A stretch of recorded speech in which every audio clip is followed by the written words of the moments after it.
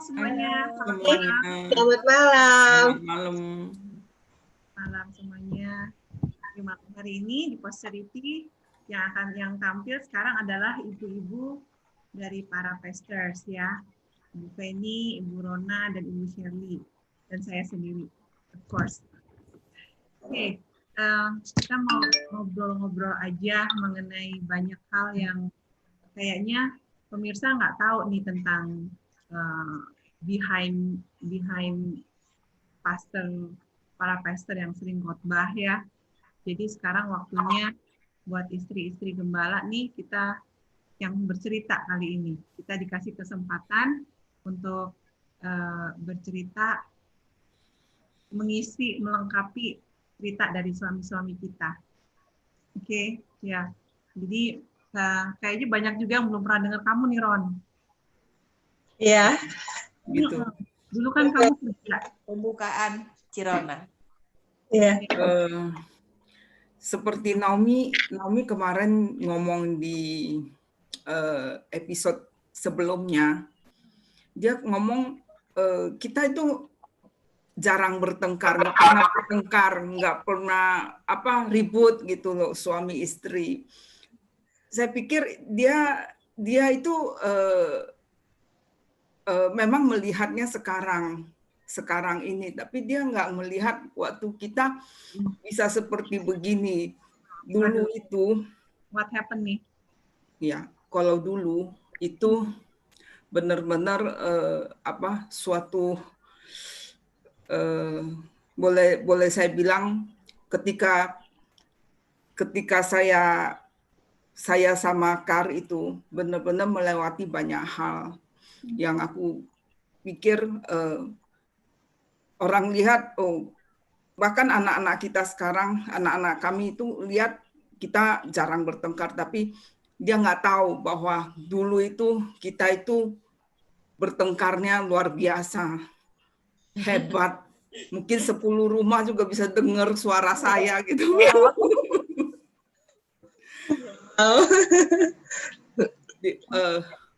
Itu kalau saya boleh cerita sedikit, ya. Saya bertemu dengan Kar itu ketika saya sudah ada di gereja. Ya. Saya sudah bertobat. Okay. Dan Kar adalah salah seorang yang memang dia aktif melayani, menginjil gitu. Dan saya sering lihat dia waktu kita pulang gitu kan, bus ke Jakarta gitu. Saya melihat dia itu seseorang yang aneh. Ya. Anehnya gimana? Ini sebelum saya bertobat saya udah lihat ini orang aneh sekali gitu loh. Kok bacaannya kok aneh gitu loh. Kok buku yang dipegang itu Alkitab melulu, perasaannya nggak pernah buku yang lain gitu loh. Mau di bus gitu pegangnya Alkitab gitu loh. Bacanya Alkitab. Jadi saya ngomong sama teman saya, itu orang aneh loh. Itu emang nggak ada buku yang lain yang bisa dibaca. Selalu lihat dia bacanya Alkitab gitu loh. Dan lihatnya lurus, nggak pernah lihat kiri kanan gitu, lurus gitu loh. Alkitab, kemudian jalannya lurus, nggak ada tengok kiri kanan gitu ya, nggak ada gitu, ngelirik gitu kan, nggak ada gitu. Jadi, nah itu bayangan pertama saya gitu. Dan kemudian kita dipertemukan di gereja. Ketika saya bertobat, ya karena teman-teman yang di kerjaan saya itu ngajak tuh, termasuk Shirley salah satu waktu itu duluan bertobat, ngajak ya, dan saya ikut dan kemudian saya pada saat itu mulai membuka hati saya dan bertobat di situ. Kemudian mulai dari sana saya banyak bertemu dengan Kar, ya waktu kita gereja di Serpong dulu saya bertemu dengan dia banyak bertemu, ya saya pikir ya biasa aja karena memang dia juga melayani, saya juga memang lagi mau belajar gitu loh. Lagi mau belajar banyak, ya termasuk dulu saya sering diajak tuh pergi apa? Yuk pergi belajar yuk main gitar apa belajar musik gitu loh. Nah, saya memang nggak suka ya, bukan nggak suka, saya kepingin, tapi nggak pernah bisa-bisa gitu loh, ngejreng gitu, bunyi, tapi nggak tahu nadanya keluarnya aneh gitu loh ya. Itu pernah dicoba, nah nggak bisa. Saya bilang males lah, nggak usah, saya bilang nggak mau. Ya, mulai dari sana, kemudian saya banyak ngobrol dengan dia gitu, tapi saya anggap teman biasa saja. Oke, singkat cerita. Kemudian mulailah saya di ini saya nggak tahu apa yang terjadi. Kemudian pada suatu hari saya mulai ditanya-tanya ini sama Pak Stef. Emang kamu nggak kepikiran mau punya pasangan hidup? Ya mau sih, tapi kan kalau nggak ada mau pasangan hidup sama siapa gitu kan belum waktunya, nggak ada gitu loh maksud saya. Terus mereka tanya lagi, emang kamu nggak ngelihat kira-kira yang mana gitu loh, yang kamu ada rasa sesuatu nggak gitu? Nggak ada, saya bilang. Ya nggak ada, pada waktu itu nggak ada.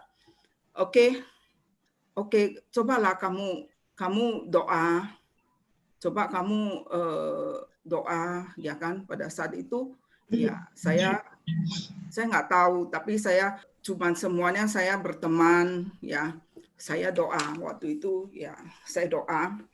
Dan bukan hanya doa, pada saat itu sebenarnya sebelum doa itu saya sudah pernah mimpi. Sebenarnya ada satu mimpi yang saya anggap aneh gitu loh.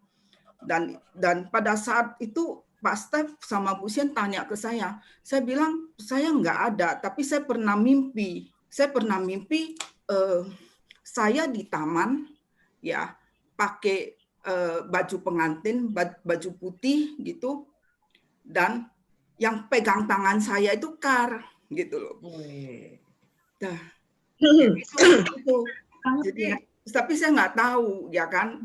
Saya pernah dikasih mimpi seperti itu gitu loh. Nah, tapi kemudian Pak Stef bilang, coba kamu pulang dulu sana, pulang doakan, doa puasa kalau bisa, berdoa, minta sama Tuhan.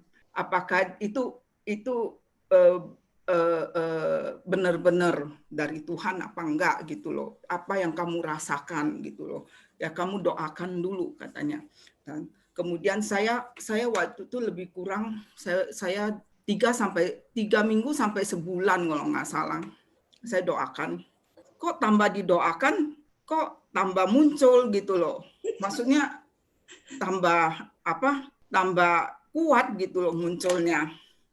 Oke, akhirnya tuh ditanya lagi tuh sama Pak Stef gitu loh. Bagaimana? Apakah kamu sudah berdoa? Bagaimana? Saya bilang, saya sih berdoa, tapi sepertinya kayaknya kuat sih itu sinyalnya gitu loh. Apanya ya? Damai sejahteranya, ada kliknya gitu loh. Dan itu ya saya pikir ya. Cuman beda 4 tahun, Pak Stef. Oh, kalau masalah itu mah nggak apa-apa, kata Pak Stef, ya kan? Tapi kalau memang dari Tuhan, pasti semua akan berjalan dengan lancar. Dan iya, memang ternyata setelah ini semua, ketika saya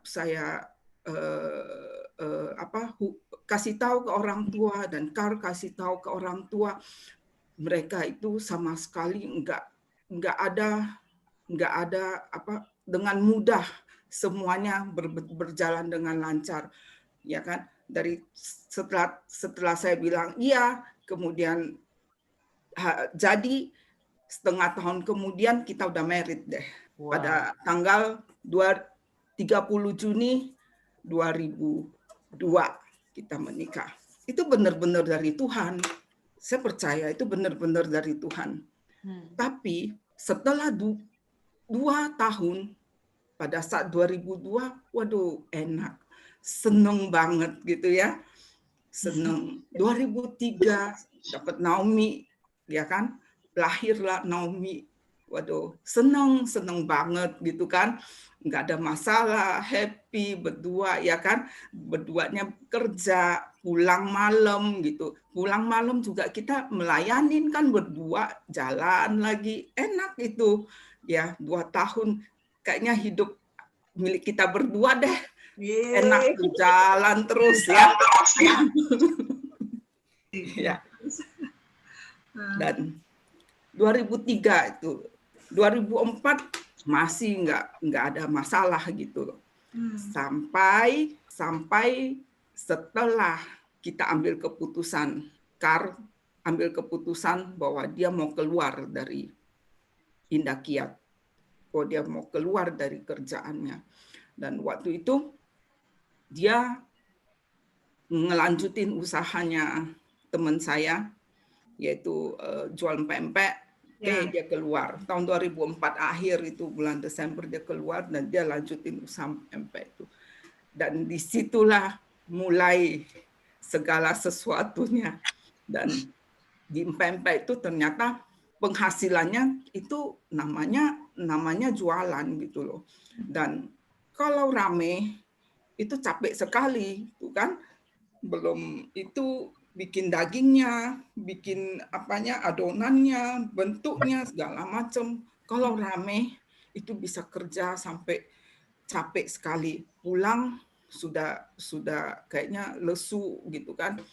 Nah, ada Jadi sedikit masalah ini udah Rona kerja ya, Ron? Ini Rona masih kerja ya? Masih kerja. Jadi yang bikin tempe adalah Karyanto. Oke. Jadi dia yang bentuk, dia yang adon, dia yang pokoknya dia di toko itulah dia urus semua. Nah, saya bisa rasakan dia punya capek, dia punya lelah ya kan. Jadi kalau di rumah ada hal sedikit aja itu langsung deh emosi udah. Apalagi ditambah saya itu ada tipe agak dominan juga. Jadi berdua itu pada saat itu memang ada hal yang kita ribut, dan apa yang terjadi adalah saya pikir ini nggak mungkin akan begitu terus dengan ribut gitu.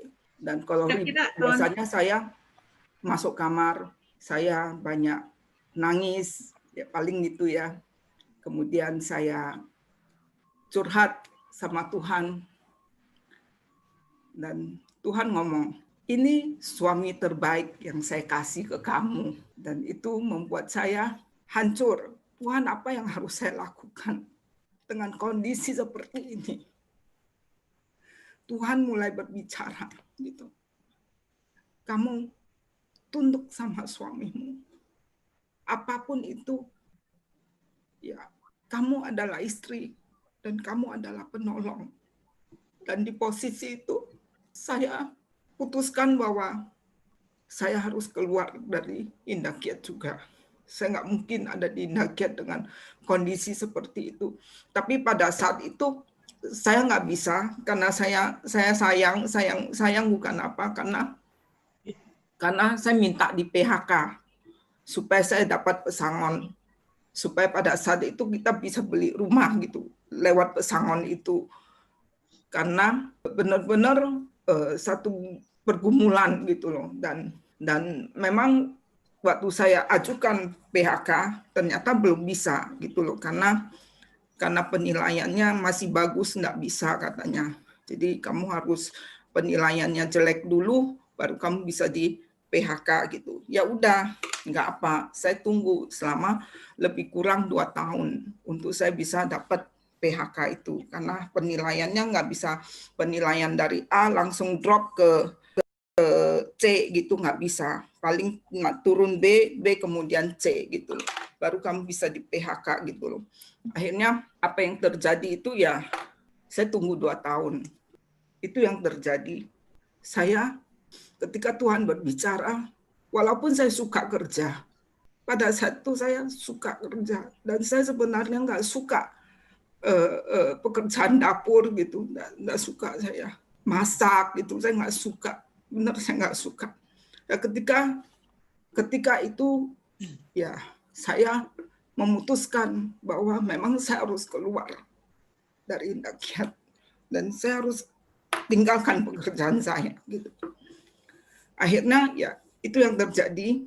Kemudian tahun 2006 akhirnya saya berhenti bekerja. Itu dari 2004 itu mulai ribut-ribut.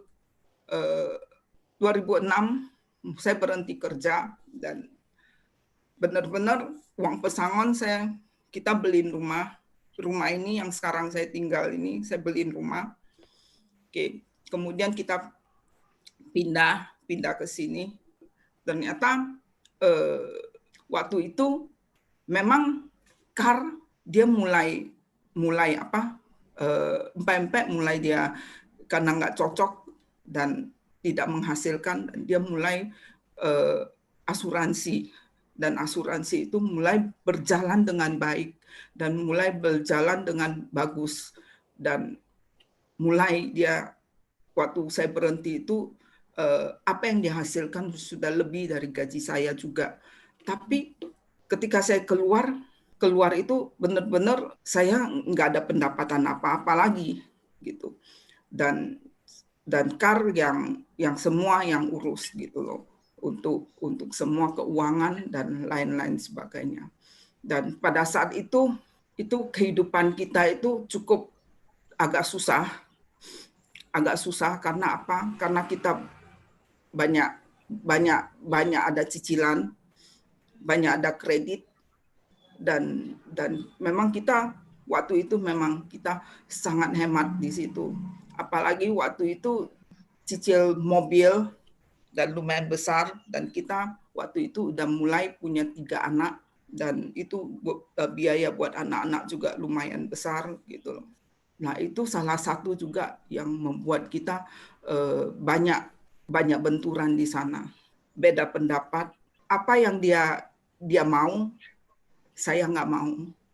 Apa yang dia kepingin gitu, ya pokoknya ada beda pendapat di situ.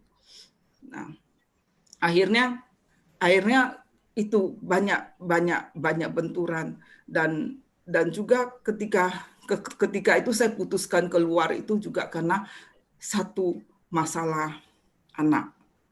Waktu tahun 2005 itu ya masalah anak. Tahun 2005 Jojo lahir di bulan Februari, kondisinya nggak bagus. Dia lahir prematur dan matanya itu ada nggak normal gitu loh. Matanya nggak normal. Dan itu membuat saya tambah kepingin untuk saya bisa cepat keluar dari Indakiat. Karena waktu sampai dengan akhir 2006 itu Jojo itu sekitar hampir 2 tahun. 2 tahun, dan sifatnya itu karena mungkin dia matanya, jadi pokoknya agak keras. Jadi dia mau apa, semuanya kita harus penuhi. Karena mungkin saya banyak tinggal sama pembantu, saya tinggalin mereka karena saya kerja, saya tinggalin mereka sama pembantu, sehingga mungkin apapun yang dia minta si pembantu kasih, mau apa aja dikasih gitu. Jadi pas waktu saya keluar dari Indakiat itu saya jaga anak-anak. Waduh, saya lihat sifat anak-anak saya waktu itu. Jadi nggak bisa dibilang tidak, nggak boleh. Nggak bisa saya bilang no, nggak bisa. Apa aja barangnya dilempar. Kalau saya bilang nggak bisa, pintu banting.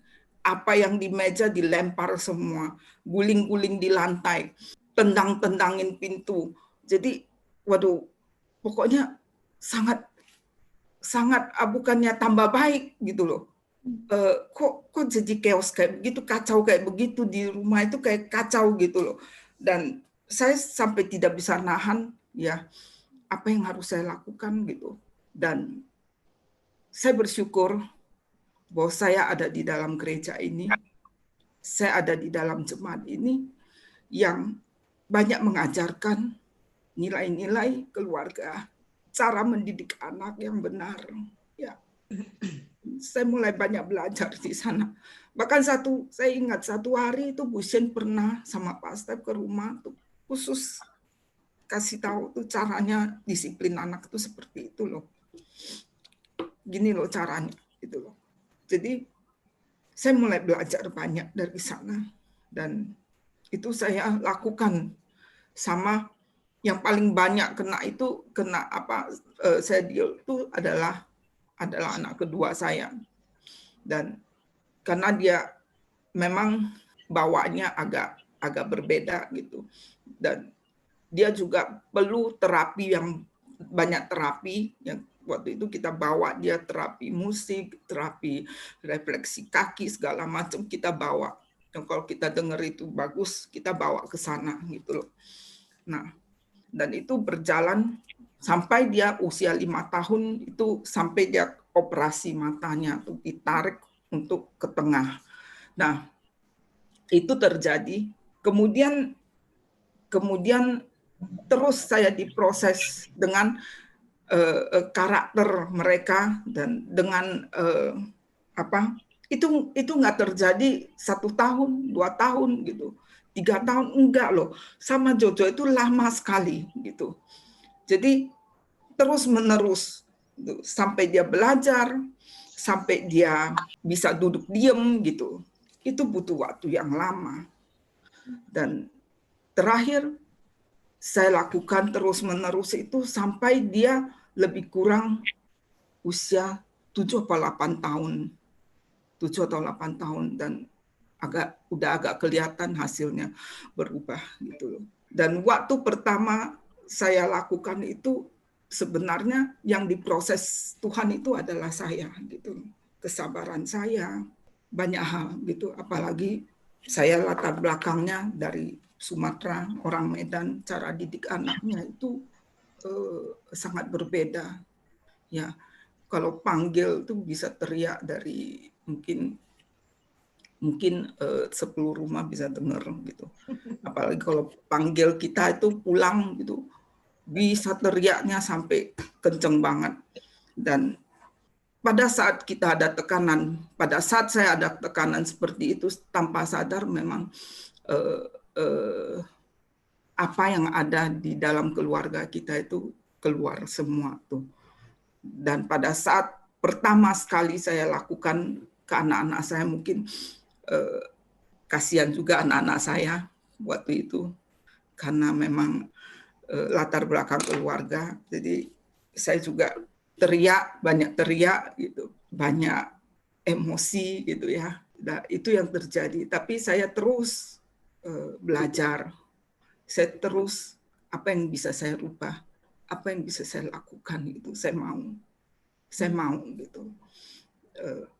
Dan memang butuh kesabaran, butuh pengorbanan, butuh kemauan gitu loh untuk mereka bisa berubah gitu. Dan tidak, maksudnya kalau saya bisa memilih, saya bisa memilih untuk tetap bekerja gitu loh. Tapi saya putuskan enggak, karena saya nggak bisa ngelihat anak-anak saya begitu. Saya nggak bisa. Dan juga saya belajar banyak dari gereja ini, dari pengajaran mendidik anak, dari Pak Stef, dari Bu Shen, dari nilai-nilai gereja ini. Ya. Dan itu saya mau lakukan gitu loh. Nah, akhirnya ya apa yang terjadi, saya bisa lewatin itu. Dan saya bersyukur bahwa Kar bisa mengerti saya ya. Dan pada saat posisi seperti itu, dia bisa menguatkan saya. Dia bisa, kadang saya suka curhat ya ke dia gitu, dan dia bisa mendengarkan gitu. Kadang dia tidak kasih solusi apapun gitu, tapi dia mendengarkan dan kita punya waktu untuk bersama ya. Kadang kita kita ada pergi ya berdua gitu, dan itu sangat menguatkan saya gitu untuk melewati masa-masa seperti itu gitu loh. Dan ketika saya belajar untuk tunduk dan untuk tunduk kepada suami, saya bisa melihat berkatnya itu ada gitu, daripada seperti dulu saya yang saya lakukan adalah saya berusaha untuk mengatur untuk semuanya berjalan dengan baik, harus begini, harus begitu. Tapi kalau suami nggak setuju, itu juga nggak bagus gitu loh. Dan saya belajar untuk saya bisa kalau memang saya harus mengalah, saya mengalah. Dan saya lakukan bersama-sama. Kalau oke, kalau iya, ayo kita sama-sama lakukan, sepakat.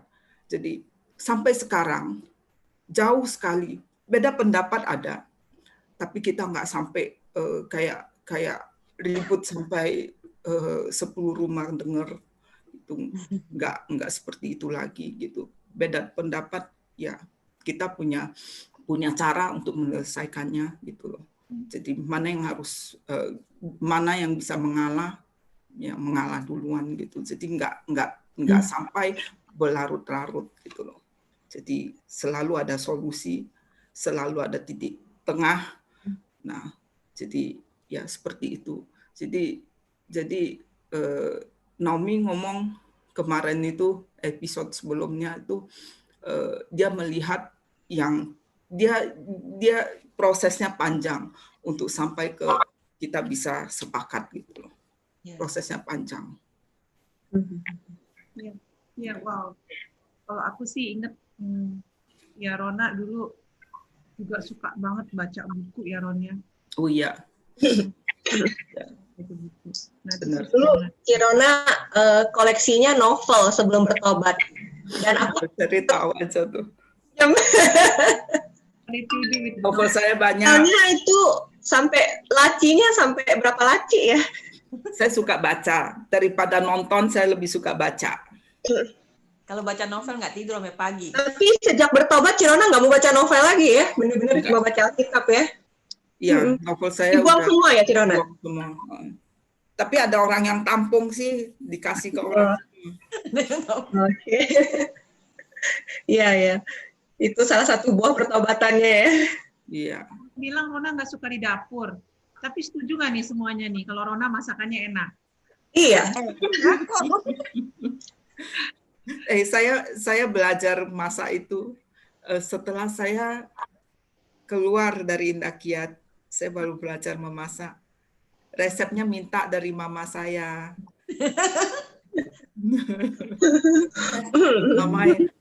Mama minta resepnya mau masak ini, nanti dia kasih tahu gitu loh.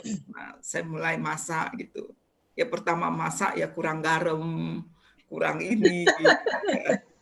Kalau enak aja katanya, masuk aja semuanya. Puji Tuhan. Iya. Cirona, aku keinget ini nih tadi waktu Cirona cerita nih ya. Aku ingat tuh sebenarnya waktu itu Cirona sebenarnya juga Cirona mau keluar karena Cirona udah ngeliat anak-anak diurus sama suster. Karena waktu itu kita tinggal sama-sama di mes ya, kita tahu ya. Tapi aku melihat satu nilai yang juga sebenarnya ada sama Cirona ya. Cirona itu sangat mendukung visi suami. Aku ingat waktu itu Kar confess terus. Setiap hari dia confess, saya adalah menjadi pengusaha, aku ingat itu.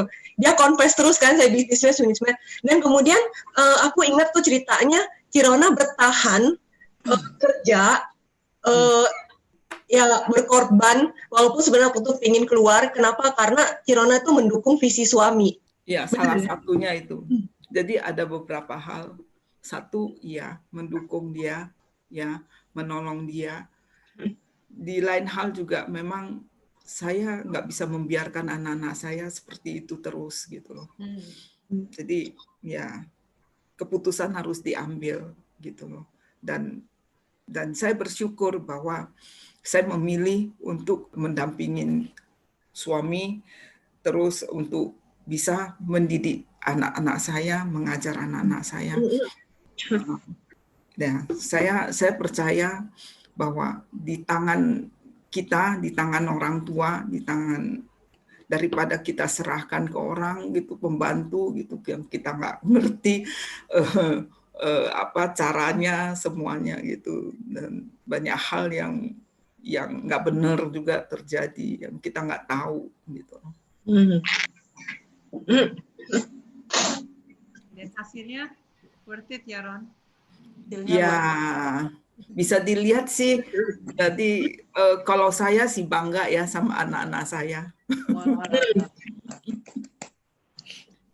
Ya. Kalau aku bisa kasih komentar ya, kayak tadi Cirona bilang Jojo gitu ya, banyak sekali didisiplin. Tapi justru hasilnya itu kelihatan banget ya. Jojo itu anaknya lempeng banget. Kayaknya kita semua di sini pasti mengakui ya. Gak bisa bohong, lempeng, lurus, dan bener-bener tipikal anak yang bener-bener berusaha banget. Iya. Aku benar-benar sangat menghargai, mungkin di antara semua murid-muridku di RPA, Jojo yang paling benar-benar kerjanya itu benar-benar paling keras. Benar. Ya, itu kayak jadi buah yang Cirona tanam bertahun-tahun itu sekarang tuh benar-benar kelihatan gitu. Iya. Betul. Dan dia memang anak yang rajin. Kalau kita janji sama dia jam 8, ya kita harus tepatin jam 8 gitu loh. Dia akan tunggu 10 menit sebelumnya itu dia udah duduk nungguin gitu loh. Wow. Nah, kalau juga sekolah juga sama gitu. Dia bisa mandiri sendiri, bangun, dan dia atur sendiri semuanya. Dia pokoknya 10 menit sebelum jam 8 dia udah standby di depan komputernya dia untuk belajar gitu. Dan dia memang anak yang disiplin banget. Kalau Jojo.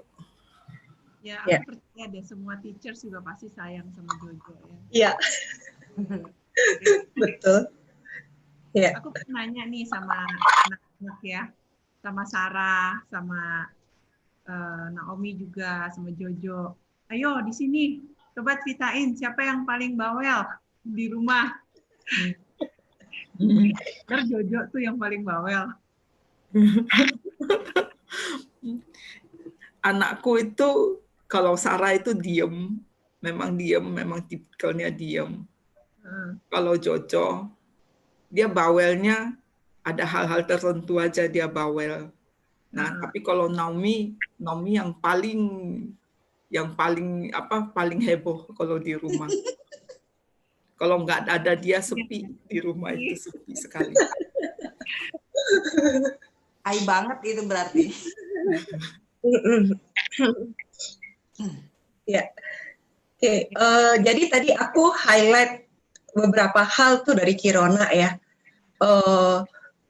Cirona mengalami, walaupun ini Tuhan kasih suami terbaik, tapi sempat mengalami banyak masalah, banyak pergumulan, banyak perbedaan pendapat, dan yang ya itu saya percaya tuh Tuhan kasih suami yang ya takut akan Tuhan, tapi ya dalam perjalanan kita dalam keluarga itu ya kita bukan itu, maksudnya kita itu melewatin banyak proses juga gitu. Tapi saya bersyukur bahwa karena itu dia pegang prinsip firman Tuhannya kuat, dan dia itu pokoknya taat. Dia itu ya benar-benar deh pada kondisi keuangan yang nggak bagus pun dia bisa seperti ini nih. Dia sisihkan dulu tuh perpuluhannya. Dia nggak mau tahu mau kita makan nggak makan, pokoknya perpuluhan dulu gitu loh. Wow, yes, benar. Itu yang saya salut sama dia. Jadi saya pernah seperti itu sampai di kantong saya tinggal 25.000. Itu seperti itu juga pernah terjadi gitu loh. Tapi ya saya bersyukur, maksudnya saya bisa lewatin itu gitu loh, dan Tuhan mulai banyak memberkati kita gitu loh. Walaupun waktu itu kita banyak kesusahan, cicilannya banyak, ini yang kita harus bayar, itu harus bayar. Loh, sampai akhir bulan lah pas-pasan semua, udah ininya habis, itunya habis gitu loh. Nah, itu pernah terjadi, tapi ya saya bersyukur itu nggak lama, kita bisa lewatin itu. Ya, waktu kita nggak bisa cerita sama suami, ya waktu keadaan sulit, Rona datang sama Tuhan. Iya. Dan Rona Iya. sama Tuhan. Iya. Kita belajar untuk mendengar Tuhan bilang apa sama Rona. Lalu, Tuhan bilang, ini suami yang terbaik, kamu harus tunduk sama suami. Yeah. Sebenarnya we submit to our husband because we believe in God. Yes, that's it. Karena Tuhan suruh kita taat, tunduk pada suami kita dalam segala hal. Ya. Tapi prosesnya nggak gampang emang. Ya. Bener. Dibilang proses, Mom, proses. Proses sih. Butuh, aku bilang butuh pengorbanan. Ya. Butuh. Sangat butuh kerendahan hati. Dan kemauannya Rona kuat sekali kelihatan. Iya. Butuh pengorbanan, butuh kemauan gitu.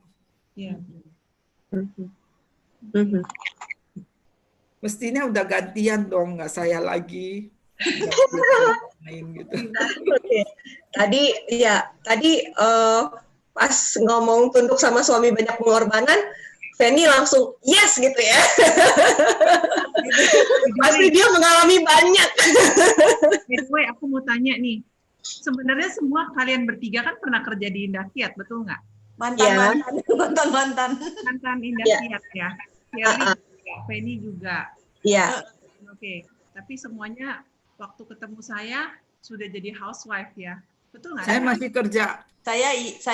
Saya udah keluar. Cuman Feni udah keluar ya. Shirley masih kerja ya. Dan atasannya Shirley adalah Rona ya. Iya, betul.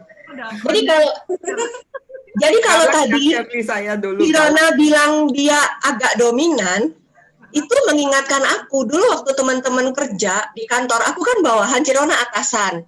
Jadi waktu itu Cirona udah manajer kan. Nah, terus itu semua teman-teman kantor itu panggil Cirona itu Megawati.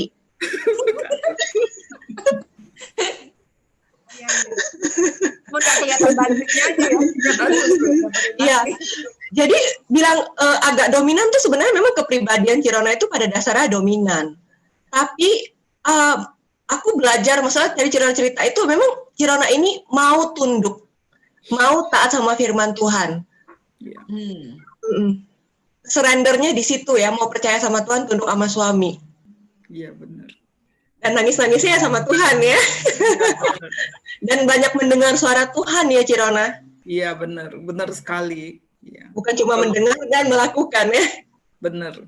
Kalau dulu ya sebelum saya bertobat memang banyak hal yang saya lakukan itu agak memang dominan sekali dan keras. Kalau nggak boleh gitu. Ya nggak ada. Makanya orang-orang di sana itu kalau udah lewat saya itu nggak suka gitu karena gimana ya. Makanya nggak bisa nego ini gitu, nggak bisa gitu. Kalau nggak ada nggak usah bayar, nggak usah. Ya, laporan harus masuk tanggal segini dulu. Ya, harus masuk kalau enggak. Ya, jadi ya, memang begitu kan. Memang saya bertanggung jawab juga, responsibelnya sama atasan saya juga kan. Saya harus begitu gitu loh. Nah, memang setelah saya bertobat itu ada yang datang ke saya ngomong dulu itu kamu itu judes banget loh katanya. Saya takut katanya.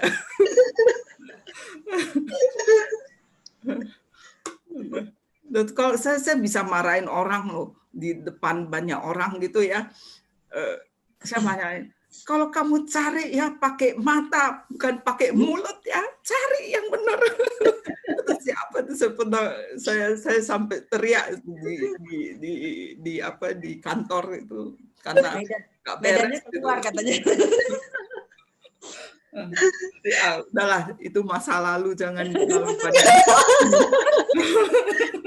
Nah, itu cuma menggambarkan bagaimana tipikal yang model kayak Megawati tadi itu, yang dominan, sebenarnya dominan banget, bukan agak dominan, tapi mau belajar tunduk sama suami karena percaya sama Tuhan. Ya, Iya. Oh, Feni dulu kerja di bagian apa ya, Fen? Saya bagian produksi kertas. Kamu jadi sekretaris bukan? Iya. Nah, Dulu waktu saya mulai kerja itu belum ada kantor yang gedung sekarang, masih pakai triplek. Jadi gedung kantornya itu masih gedung lama pakai triplek. Jadi masih proyek lah waktu itu saya. Jadi tempat saya kerja itu dulu belum ada. Jadi saya sementara dulu ya masih di main office, tapi main office sementara itu dulu masih triplek juga. Belum dibangun kayak gedung sekarang yang megah, belum. pertama kali ketemu Feni ya, kalau datang ke Serang tuh, Feni so quiet, diem banget orangnya gitu. Nurut banget sama Coeng. Apa iya gitu kan, kayak iya aja gitu. Nah, kita udah pernah denger ya kisahnya kesaktiannya Pak Coeng, tapi dari sisinya Pak Coeng nih. Jadi pengen denger nih dari Feni nih, what happened. Kita event. Mungkin cerita saya kan berbeda sama Cirona, ketemu Pak Kar setelah, maksudnya ketemu dulu baru merit gitu loh. Ketemu Pak Kar, terus setelah itu baru merit kan. Kalau saya kan ketemu sama Coeng kan, dan masuk ke gereja setelah kami menikah. Dan itu pun waktu itu setelah ada Tasya, dan kita ketemu pun waktu itu karena ada masalah Tasya. Nah di situ waktu itu Oh, yang pas ya nggak bisa tidur itu Feni udah ada di sini ya? Ya, itu sebenarnya Tasya dan saya belum lama kembali dari Padang. Ya. Tapi sebelumnya itu memang dari hamil Tasya pun kami udah dalam kuasa gelap. Nah, masalahnya pas yang waktu ada masalah Tasya itu, yang Tasya satu harian nangis terus, nggak kenyang-kenyang, dikasih makan, minta makan terus. Nah itu waktu itu kan memang Shirley dan Salim memang lagi proses menjangkau kami tadinya, memang seperti itu. Cuman memang mungkin belum masuk aja gitu loh. 2001 tuh kan? Ya. Ya. Tapi memang belum masuk. Nah mungkin itu masalah Tasya itu yang membuatnya itu pembukaannya di situ gitu loh. Iya. Nah di situ memang masalahnya seperti itu. Terus Shirley kalau nggak salah ada hubungin Pak Step dan Cisien dan menceritakan sedikit masalah Tasya. Iya, iya. Dan Pak Step Cisien berjanji nanti malam kami ke rumah ya, seperti itu. Ditunggu-tunggu nggak taunya kan nggak datang. Nggak taunya kan ada Pak Step kalau nggak salah hubungin Salim. Kami terlambat karena harus bawa Grace lagi demam, kami harus bawa Grace ke dokter dulu. Iya, Grace lagi sakit. Ya. Terus kan Coeng bilang begini, besok aja bos, katanya gitu sama Salim.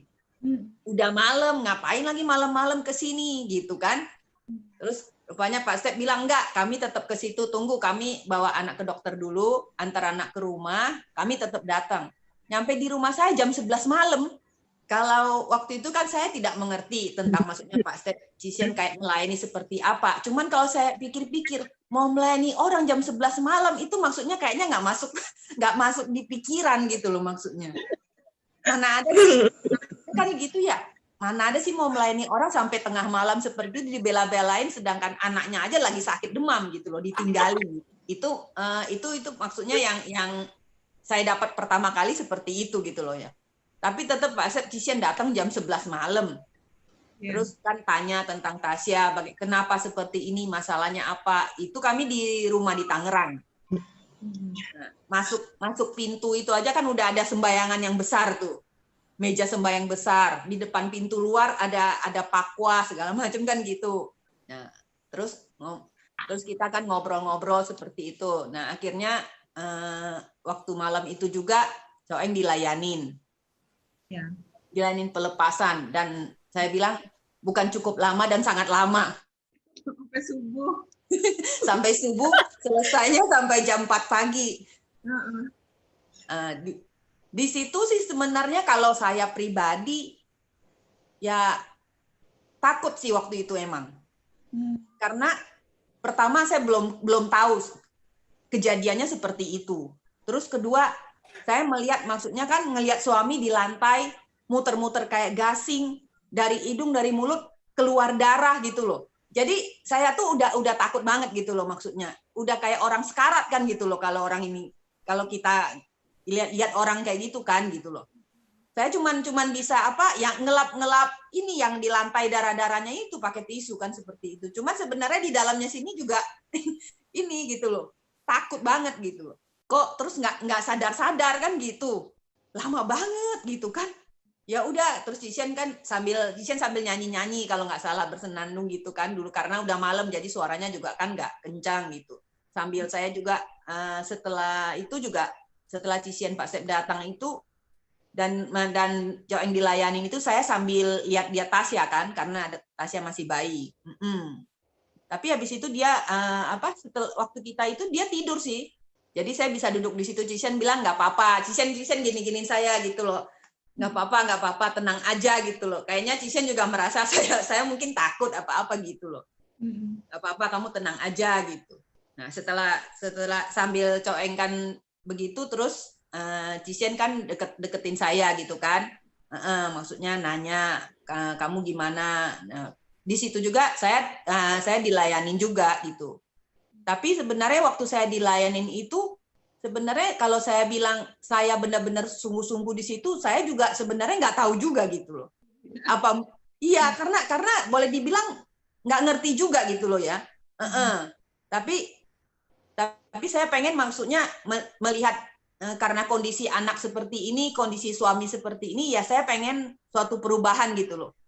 Nah, dengan Cician menawarkan, maksudnya mau dilayani terima Yesus enggak, ya is okay gitu bagi saya gitu loh. Ya udah nurut aja dulu gitu loh.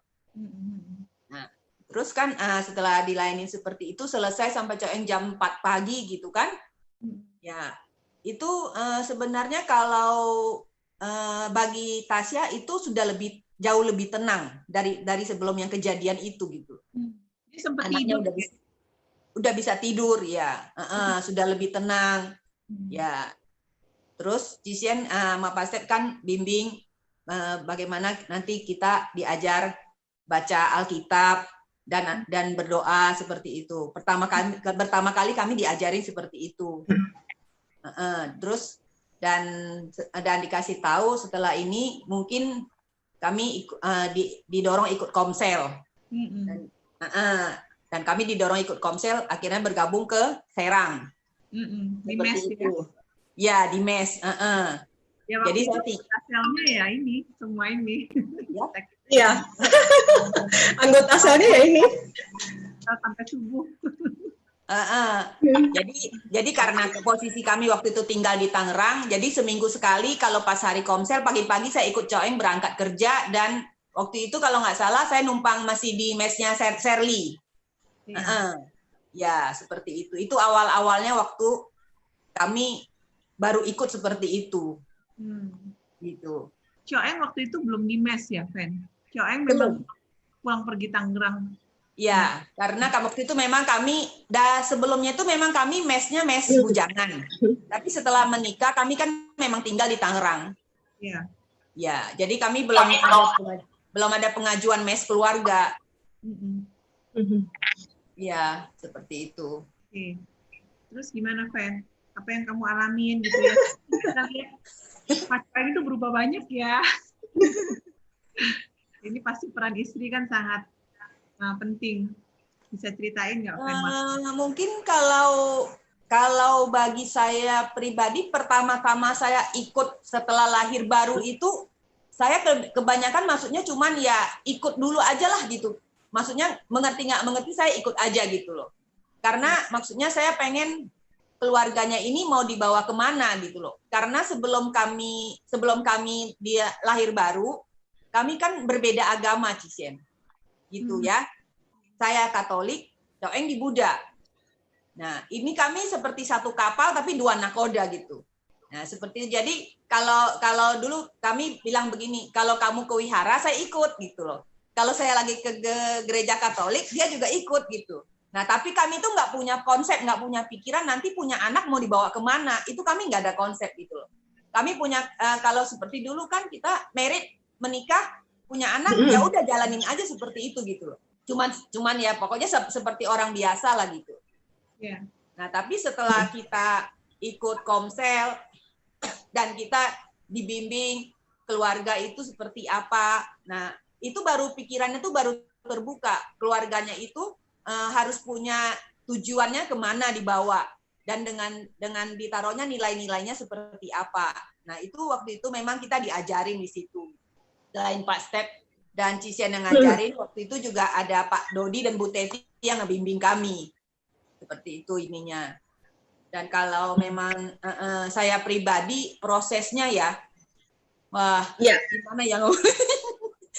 Ya, maksudnya gini nggak? Maksudnya kayak tadi ya, waktu Cirona bilang, oh benar-benar bayar harga gitu kan ya, sehingga yes gitu kan ya, yes gitu kan. Maksudnya Cinga sama Ko Coeng tuh kan benar-benar kepribadian yang beda banget. Semua orang juga tahu gitu kan. Dan maksudnya Coeng tuh maksudnya bukan orang yang tipikal yang mungkin malah nggak Cirona tunduk, tapi mungkin Coeng nggak segampang Kar malah. Nah pasti Cinga ngalamin prosesnya nih, kan proses sakit-sakitnya. Bisa cerita nggak gitu? Ya sebenarnya setelah kami lahir baru itu justru sepertinya karakter kami itu justru semakin nonjol gitu loh, semakin keluar, semakin kelihatan gitu loh. Jadi seakan-akan dikit-dikit aja kok langsung cekcok gitu loh. Kalau dulu-dulu kayaknya nggak terlalu seperti itu gitu loh. Tapi setelah bertobat kok justru timbul gitu ini.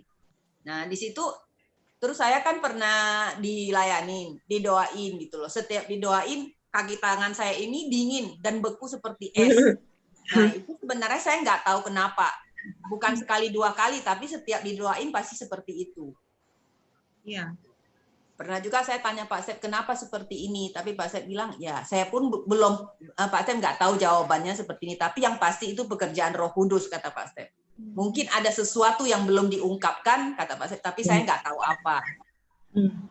Benar-benar saya benar-benar dibukakan itu waktu Opa dan Oma dilayani terima Yesus.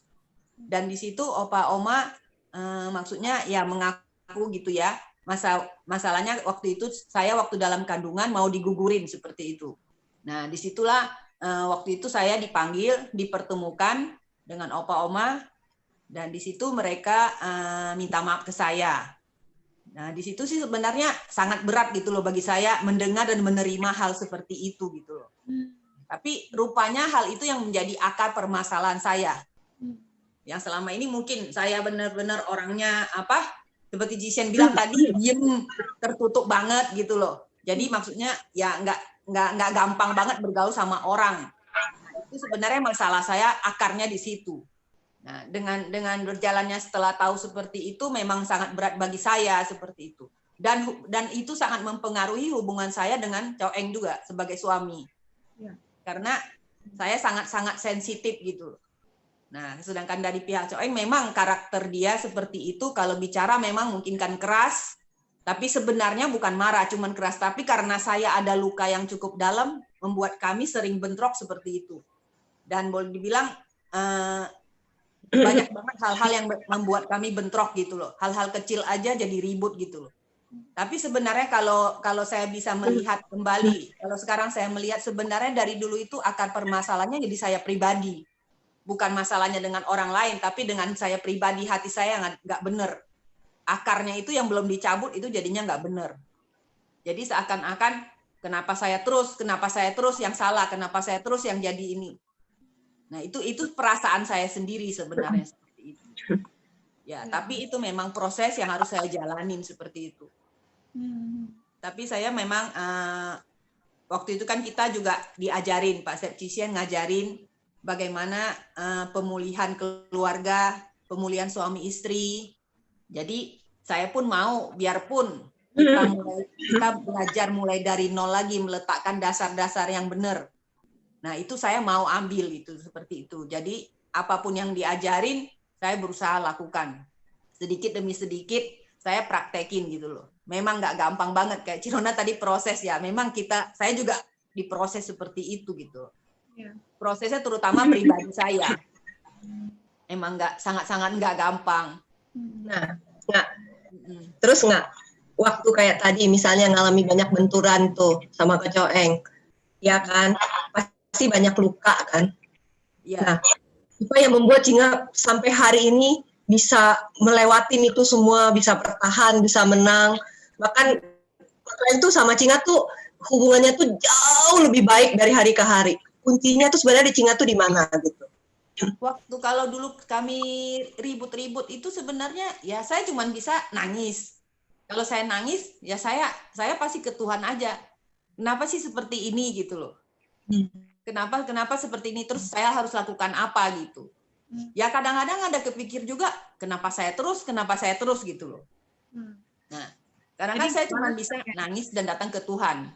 Kalau lagi ribut Feni nggak timpal balik, tapi Feni nangis terus Feni cari Tuhan gitu ya, lebih ke situ. Saya kebanyakan nggak jawab balik. Ya seperti itu. Saya lebih banyak nggak banyak. Saya tuh kebanyakan lebih banyaknya memang nangisnya. Ya. Nah tapi karena saya tahu, maksudnya sedikit banyak saya tahu karakter pasangan seperti apa gitu. Karena kalau tambah diomongin itu tambah keras seperti itu. Nah jadi saya pun orangnya nggak mau sebenarnya nggak pengen ribut lah seperti itu. Tapi maksudnya ya memang buat menyelesaikannya memang salah satu harus ada yang ngalah, salah satu harus ada yang diem dulu gitu. Nah saya paling juga cuma nangis. Ya, terus saya tanya sama Tuhan, kenapa seperti ini gitu loh? Kenapa kok ribut terus gitu? Sebenarnya kan nggak enak banget bagi saya gitu loh, ribut terus gitu kan. Dan itu sebenarnya pelampiasan emosi saya ke anak jadinya gitu. Kalau pas lagi saya emosi, nah itu kayaknya belum lepas ya mau nggak mau ke anak emosinya. Tapi memang waktu saya kalau memang lagi kayak gitu saya datang ke Tuhan, pasti Tuhannya pasti negornya ke saya. Kamu harus sabar, kamu harus maksudnya harus percaya itu yang terbaik gitu loh. Ya, pasti Tuhan bilangnya ya memang harus saya yang minta maaf duluan. Mungkin dalam hati saya juga orang bukan saya yang salah kok. Jadi di situ memang banyak pergumulan juga bagi saya pribadi seperti itu. Nah, tapi maksudnya kadang-kadang kalau lagi kayak gitu juga ya saya sebagai wanita pengen juga maksudnya ada kata maaf dari suami seperti itu gitu loh. Ya kan? Maksudnya ya wanita pasti umum lah begitulah, pengen maksudnya maafin saya dong gitu kan. Ya tapi itu saya mengharap gitu loh. Tapi maksudnya harapan saya nggak sesuai dengan kenyataan gitu. Kadang-kadang juga kesel banget gitu loh. Ada nggak sih kata maaf? Nah, di situ tapi kadang-kadang kalau saya lihat lagi, ya saya kan tidak bisa merubah orang. Tapi saya harus merubah diri saya sendiri. Bagaimana caranya saya bisa cocok, maksudnya belajar mencocokkan dengan pasangan. Memang nggak ada yang cocok gitu loh. Tapi saya mau belajar bagaimana kita belajar buat saling mencocokkan dan bagaimana kita belajar buat berjalan bareng gitu. Karena yang saya pikirkan waktu itu bukan cuma hari itu aja, tapi jangka panjang. Karena kan kita harus selain hubungan berdua suami istri dan kita juga harus mendidik anak-anak itu sangat jangka panjang gitu. Nah, di situ sebenarnya ya cukup berat lah pergumulannya seperti tadi Sherly tanya seperti itu ya. Prosesnya juga nggak gampang. Ya boleh bilang ya mungkin yang berdarah-darah mungkin iya gitu loh.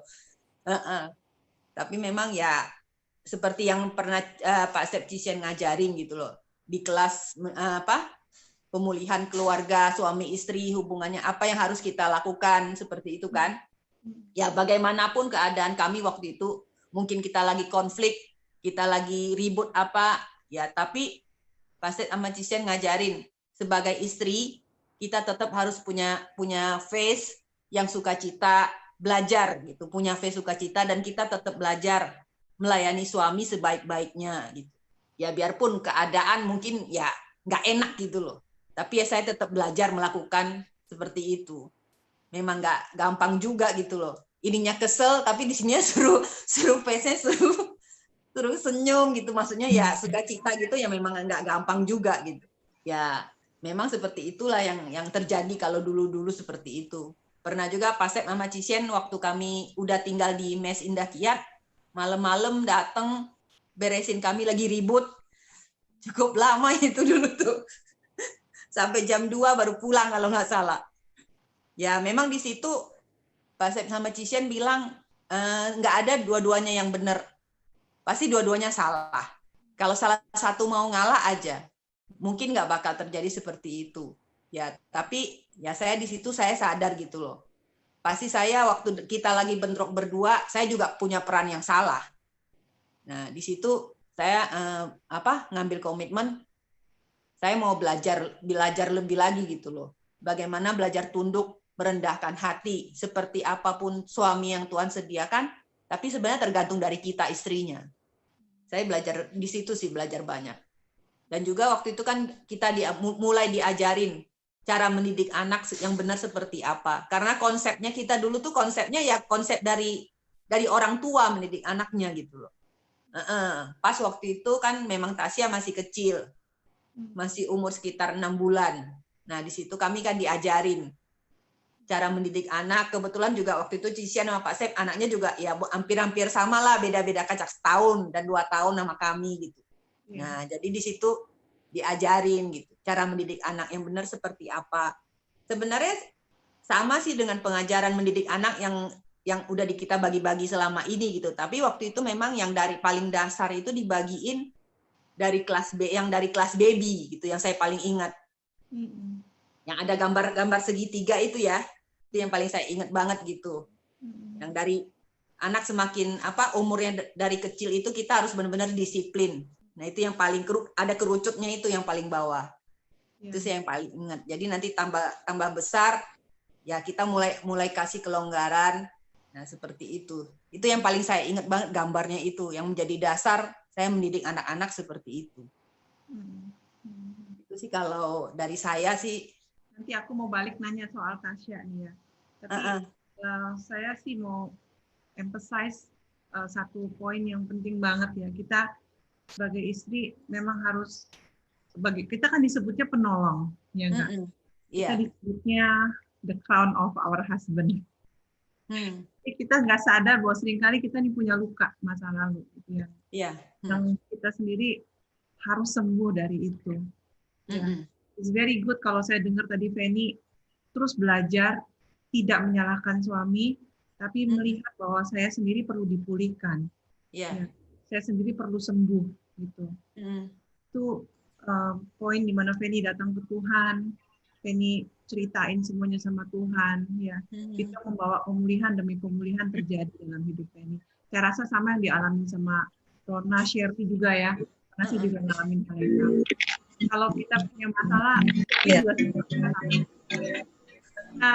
hati ceritanya itu sama Tuhan. Iya. Karena mungkin nggak semuanya kita bisa cerita sama suami. Dalam tanda kutip ada poin-poin tertentu yang sangat sensitif. Kalau kita ngobrol sama suami, dia bisa marah gitu ya. Jadi saya tahu, oke, yang ini saya mesti cerita sama Tuhan. Betul. Very good, very good. Karena kita semua mesti sadar bahwa sembuh itu penting. Ya, mungkin saya tambahin dikit. Pernah waktu itu kami konflik cukup inilah ya. Cukup tegang boleh saya bilang gitu. Yang terus besoknya dia berangkat kerja itu memang belum selesai. Tapi saya waktu Coeng sudah pergi kerja, saya tanya sama Tuhan, saya harus gimana gitu. Memang kemarin tuh udah ribut, saya diem aja gitu. Selesai nggak selesai udah saya diem gitu. Nah setelah dia pergi kerja, saya tanya sama Tuhan, saya harus gimana gitu. Nah di situ ya Tuhan bilang, ya kamu harus minta maaf dulu. Bukan siapa yang benar, siapa yang salah. Nah di situ. Terus saya seperti didorong gitu loh. Dulu kalau nggak salah masih BBM ya apa-apa ya kalau belum ada WA. Nah di situ saya tulis gitu loh. Seperti apa kamu, bagaimana kamu, dan apapun keputusan kamu, biarpun salah, saya sebagai istri tetap mendukung dan selalu mendampingi gitu. Nah itu membuat mungkin dia baca seperti itu, mungkin juga membuat hatinya tersentuh kali gitu loh. Karena waktu setelah pulang itu seakan-akan nggak ada masalah gitu loh. Iya. Nah, maksud saya sebagai istri memang kita penolong gitu loh. Tapi maksudnya kita itu harus menunjukkan bagaimana benar-benar kita mendukung suami gitu loh. Biarpun mungkin keadaannya nggak enak gitu loh.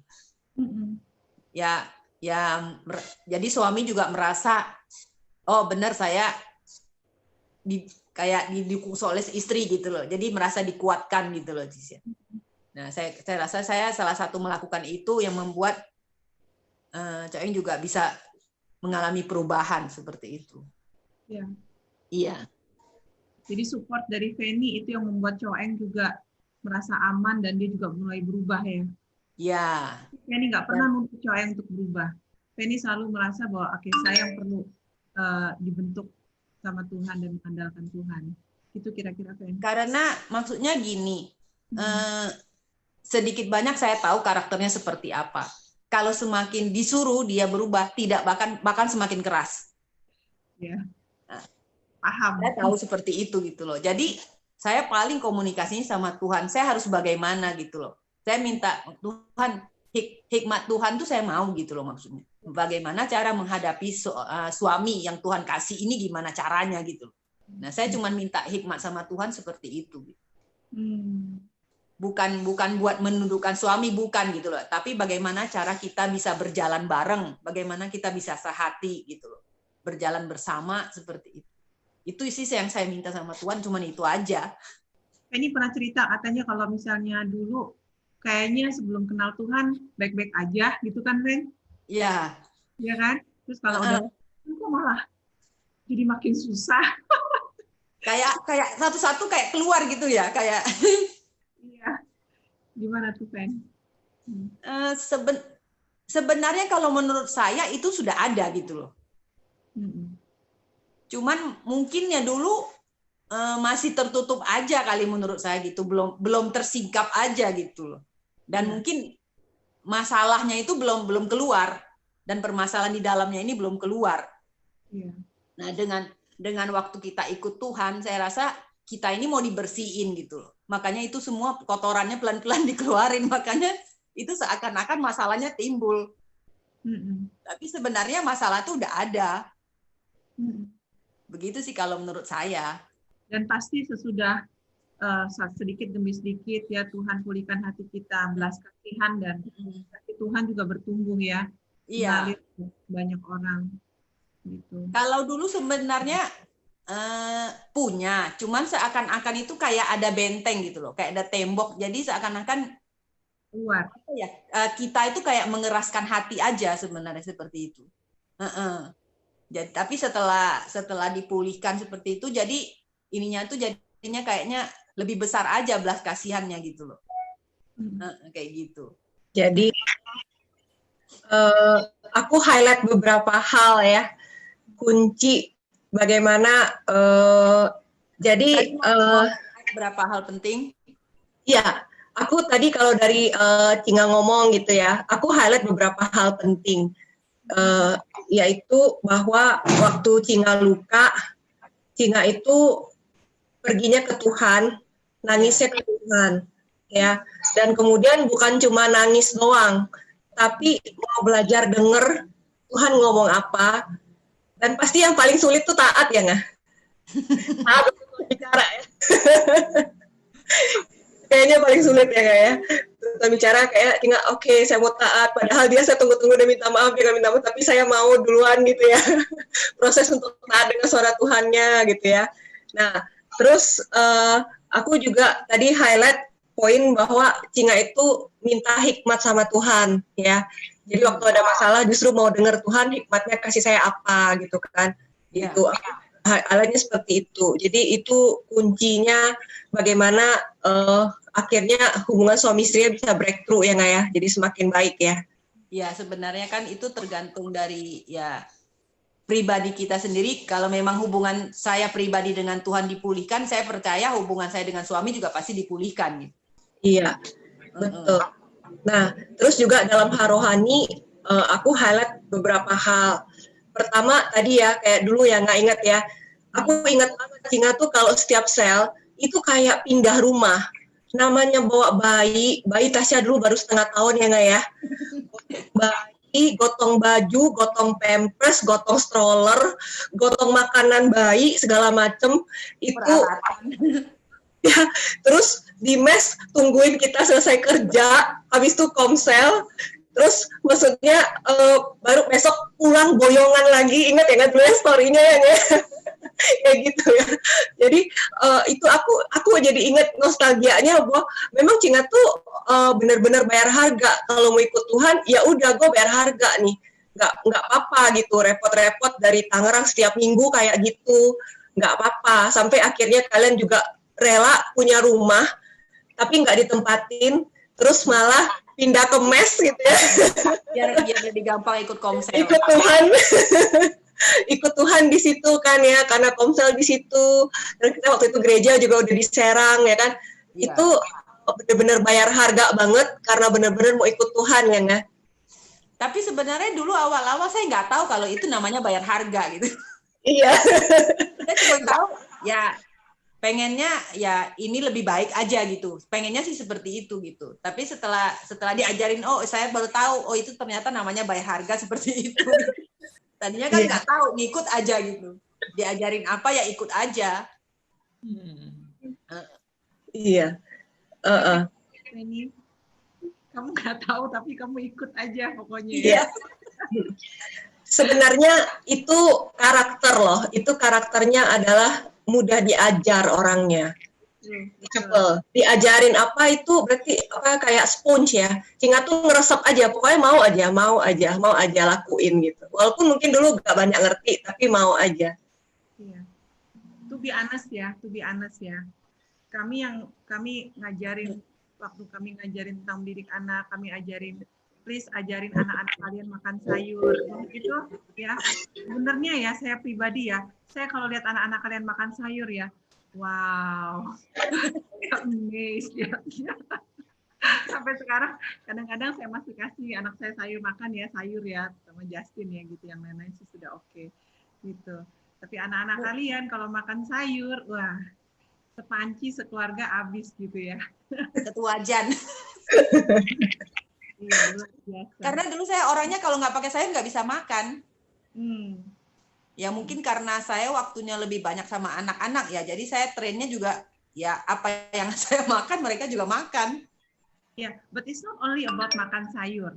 Kadang-kadang beberapa hal yang kami ajarkan gitu, kalian lakukan dengan sangat, for me it's really blessing ya for us to see, untuk melihat gimana keluarga kalian bisa sama-sama bertumbuh gitu. Bagus banget. Kami sendiri kadang-kadang dengerin gini ya, diberkati gitu loh. Gitu. Dan tentang mendidik anak kayak tadi Rona bilang kan, saya datang ke rumah Rona sama Pak Step ya, disiplin waktu itu Naomi. Ya, aku juga udah nggak inget sebenarnya.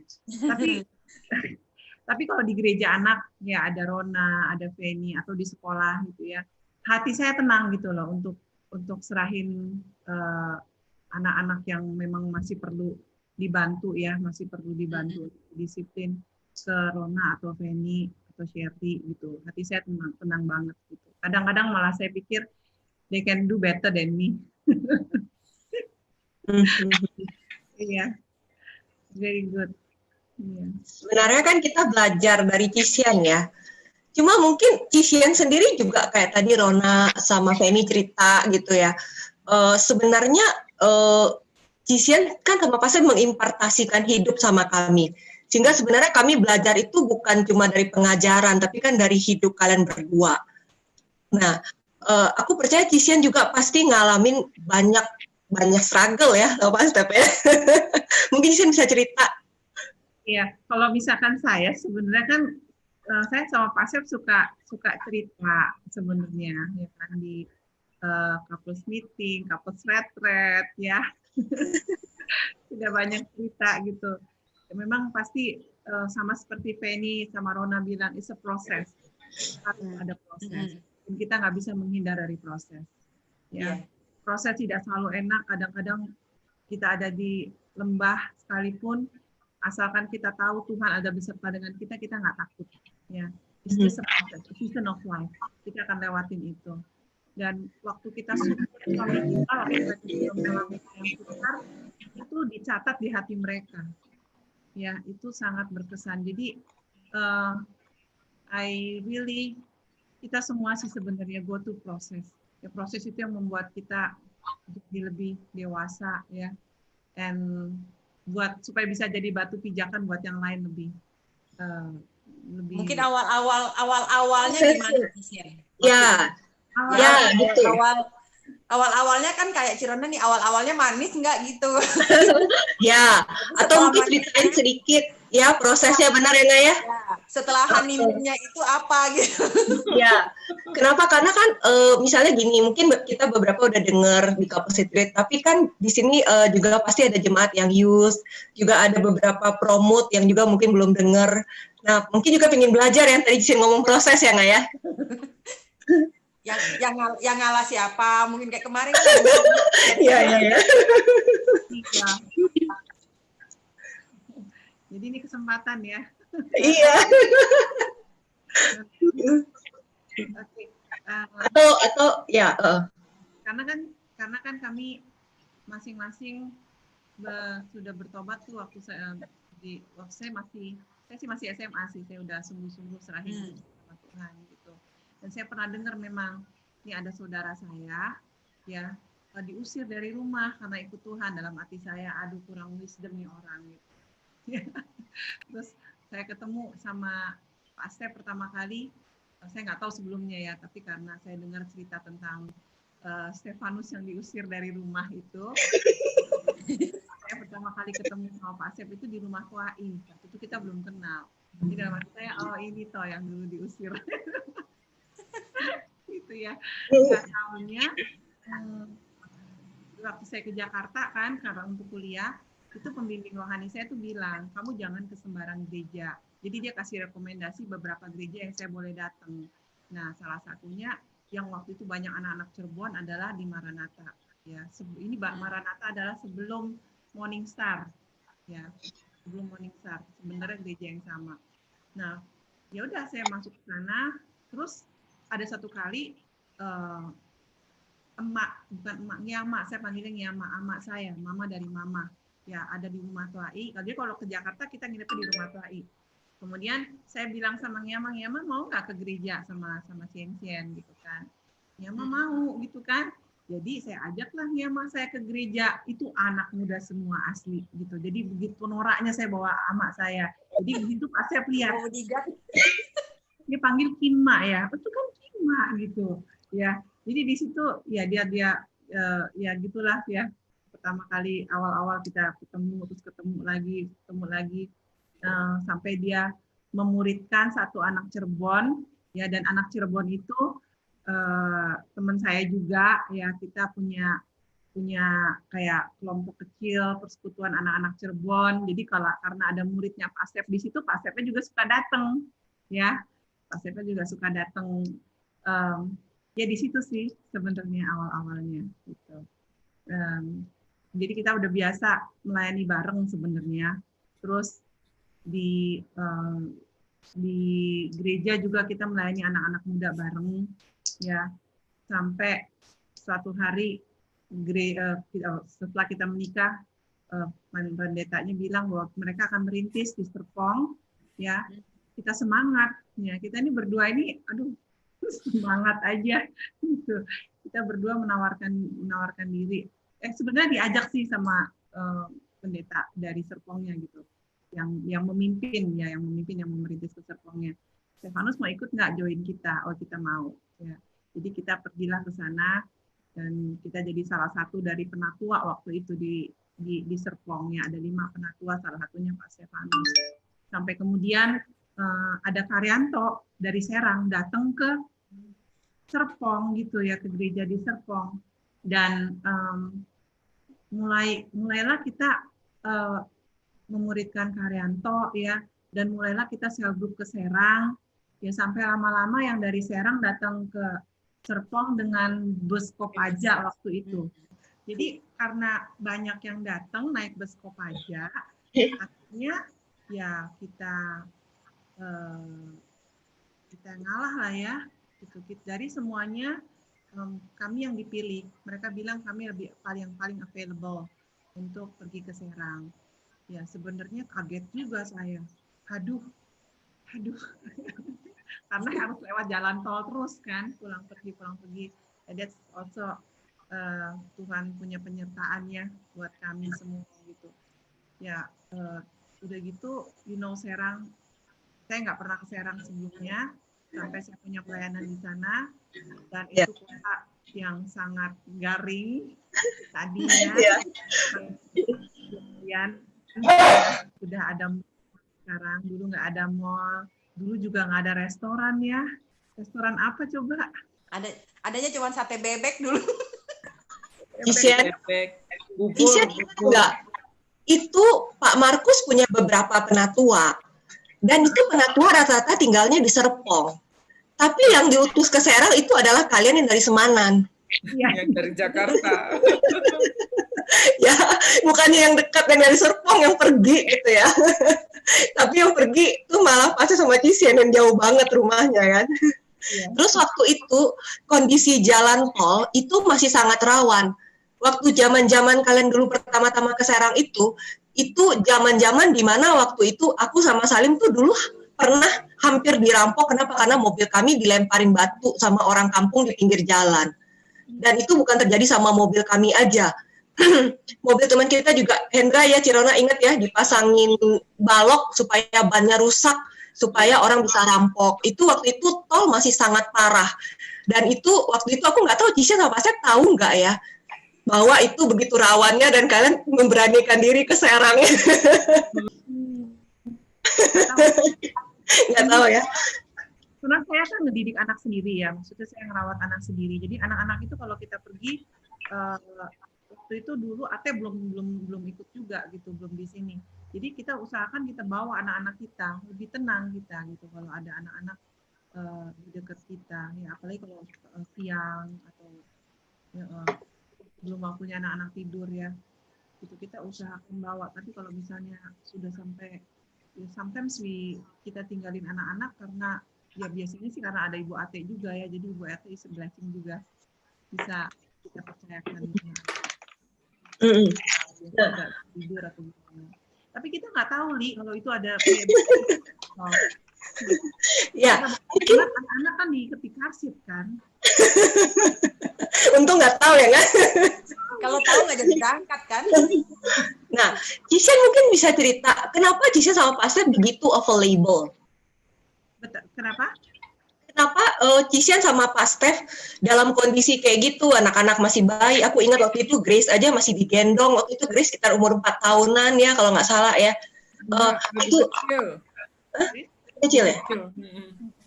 Grace sama Tasya tuh selisih 11 bulan. Oke, I see. Berarti itu sekitar 2 tahun lebih ya. 2 tahun ya. Nah, itu kenapa Cisha sama Pastor kenapa bisa begitu available? Available means kenapa begitu tersedia ya, kenapa mau aja ke Serang kayak gitu ya, terus bayar harga kayak gitu ya, nggak tahu tuh tadi ngerti nggak jalan tol rawan gitu bawa bayi, kenapa karena nilai itu yang Cisha pasti nggak sadar waktu kalian ngelakuin itu, kalian sebenarnya sedang mengimpartasikan nilai itu sama kami yang di sini semua. Iya benar. Gitu, mungkin bisa cerita ke kita gitu, kenapa Cisha pasti begitu available gitu. Iya, seperti tadi ya, kayaknya itu memang sudah di hati kami, passion kami untuk melayani Tuhan gitu, udah calling juga ya, dan kami nggak pernah mikir bahwa anak-anak is not a burden for us ya, they are blessing. Jadi kita nggak mau karena anak-anak, kita bisa aja bilang anak-anak masih kecil ya kan, masih perlu maminya di rumah atau segala macam, kita nggak mau alasan anak-anak itu membuat kami nggak bisa melayani gitu. Jadi ya kita bawa. Dan sometimes saya lihat memang kalian juga lakukan hal yang sama. Saya pernah lihat si Timi ya, dan anak-anak kita tuh nggak komplain ya kalau kita melayani. They know ya, mereka nggak tarik pulang. They don't ya. Saya lihat si Timi kalau mamahnya lagi lama ngobrol sama orang, dia tidur aja di mana ya, di sofanya orang gitu, dia tidur begitu, udah biasa gitu. aja begitu. Jadi, waktu di rumah Miss Oko juga memang biasa begitu. Jadi anak kita terbiasa melayani dan mereka tahu bahwa mereka tahu mereka nggak ganggu parents mereka waktu kita lagi melayani orang. Tapi mungkin prosesnya bagaimana bisa menjaga hati selalu seperti itu. Kan maksudnya itu kan harus jaga hati terus kan, maksudnya pasti diproses terus nih hati, sikap hati. sama mertua kayak gitu kan, nggak gampang kan maksudnya. Iya. Ya, I am thankful to God ya. That time I love to worship. Yeah, I love to take my guitar, use my keyboard. Saya pernah beliin saya keyboard kecil yang saya bisa worship God. Nah, saya ya gitulah, nangis aja di situ sambil saya worship. Ya, tapi saya izinkan Tuhan melembutkan hati saya gitu. Tuhan izinkan saya go through all that dengan ya sebenarnya itu yang paling berat sih, selalu yang paling berat itu dulu Ibu Vivi ya, dia selalu kalau misalkan kalau saya cerita sama dia sedikit sebenarnya, saya nggak terlalu cerita gimana, tapi istilahnya kalau saya tanya strugglingnya apa, ya pasti about mertua.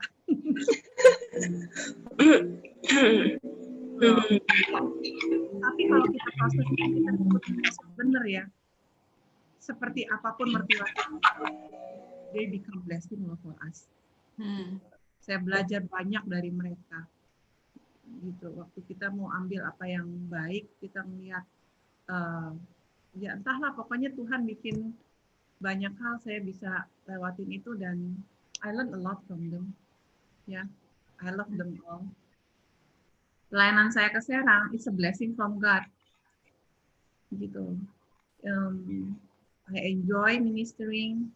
Ya, saya nikmatin fellowship with you guys.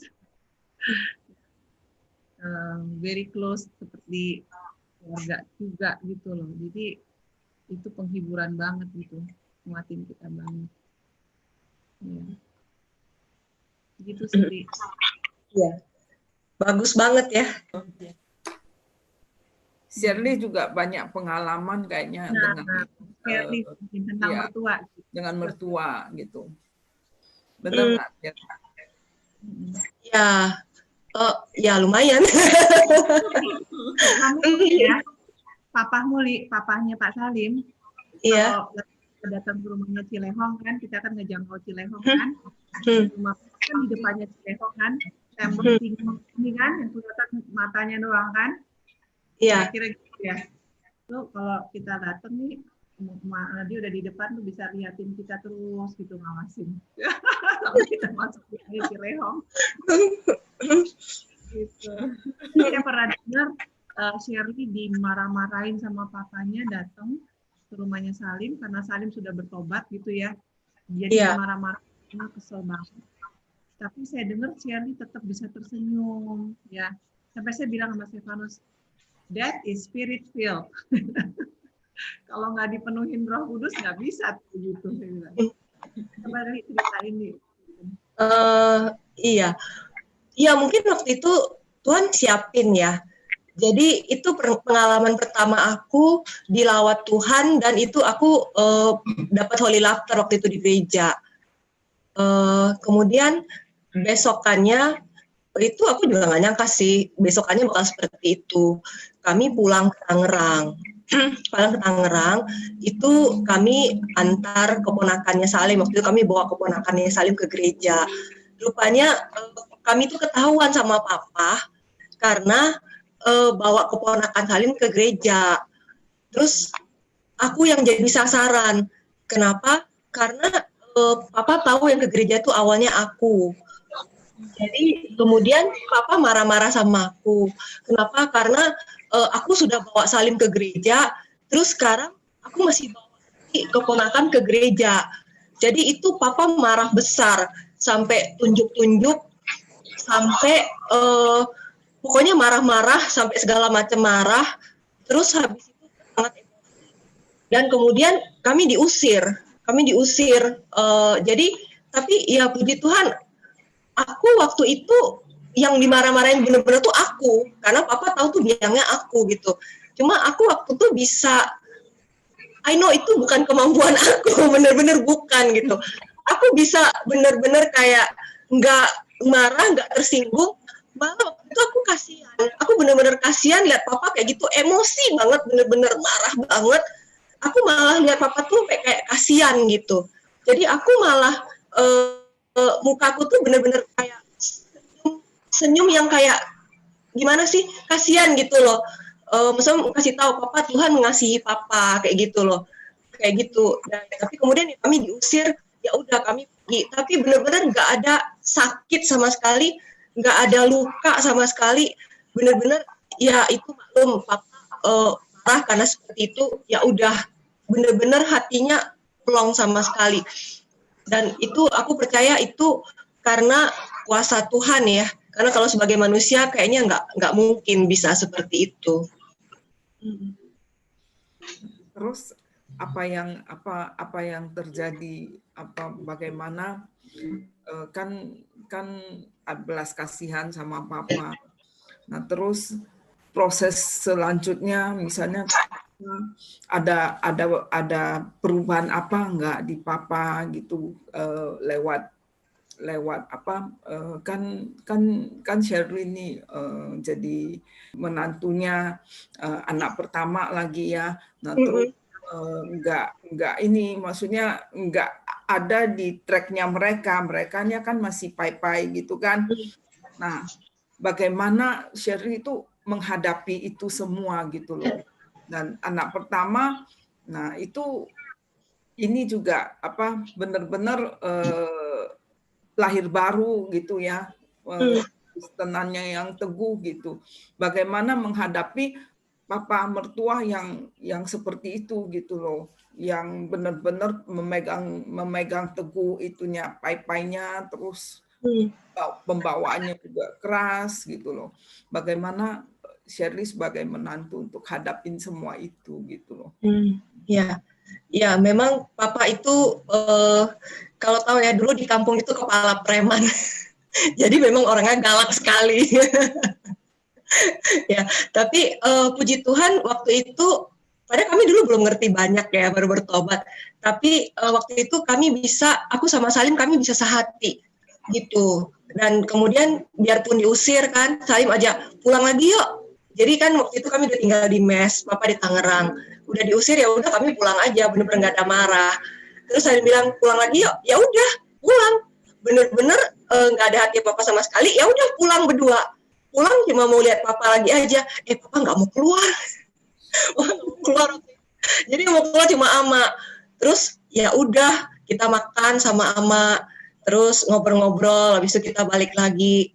Terus minggu depannya lagi, papa tahu kita mau datang, dia sengaja pergi kemana gitu ya. Dia nggak mau ketemu kita gitu.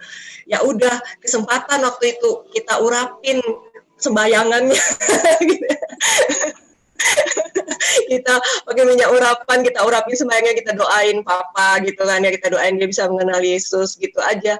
Nah terus abis itu lama papa nggak mau ketemu kita, sampai akhirnya suatu saat papa tuh sakit. Papa sakit dan itu udah dibawa ke dokter dekat rumah tuh nggak sembuh. Dan kemudian papa tuh mau dibawa sama kita, nggak mau.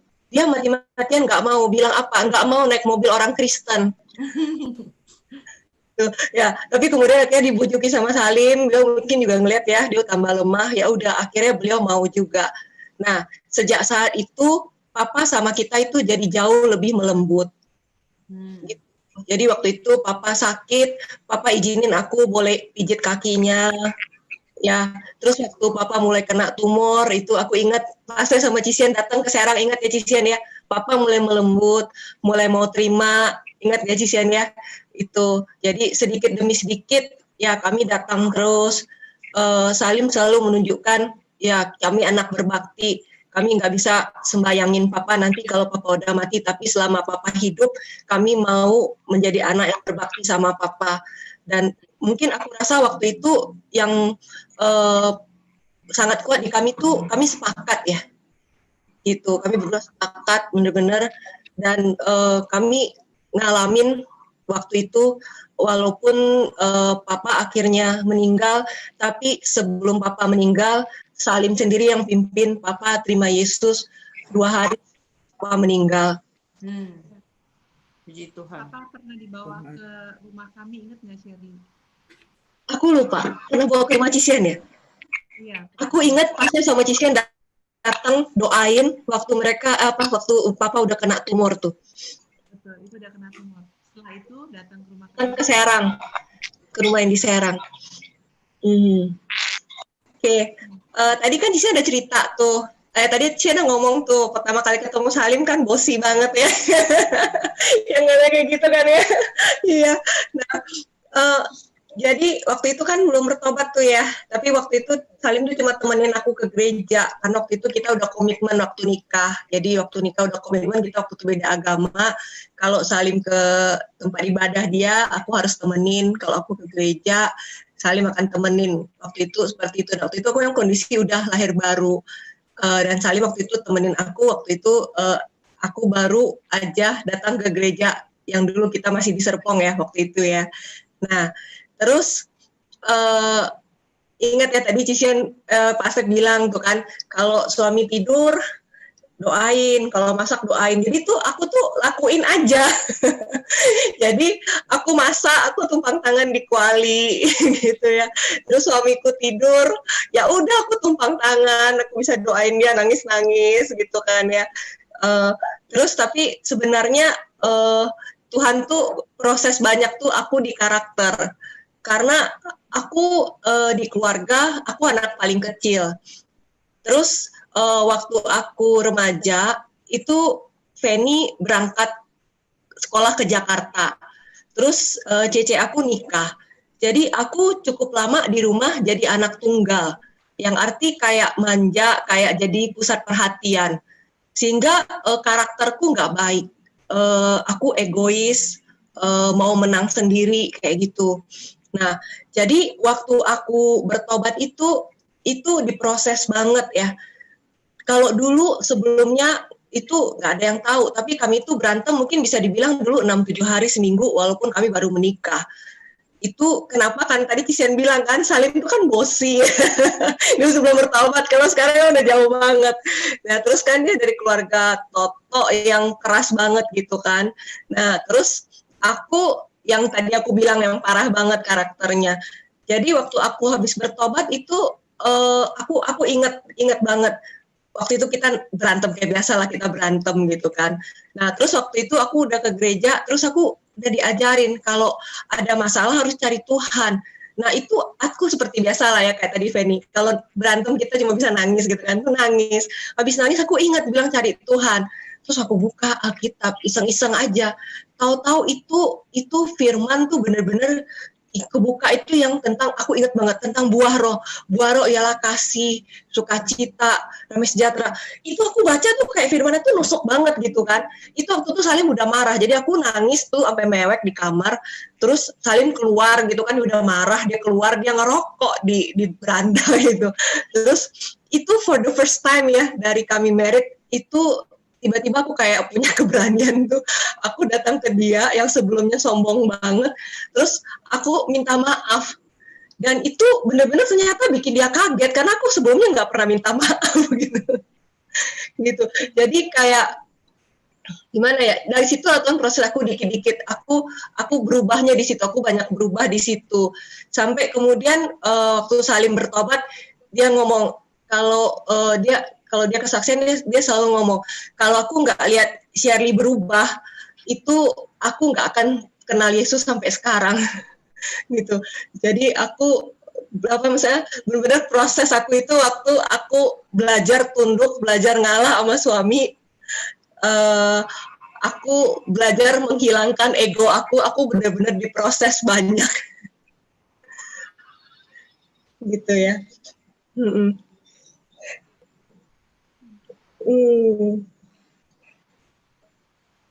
Lagi ya, oh ya, terus satu poin lagi yang Salim tuh jadi dulu gini, Salim tuh mungkin yang tadi aku bilang karena dia orang ngabosi terus dari keluarga yang toto gitu ya. Jadi dia tuh dulu kalau ada apa-apa tuh nggak mau cerita. Ya udah dia punya masalah apa-apa pulang ya udah dia diem. Orangnya kan memang Salim kan itu kalau dulu kan diem gitu ya.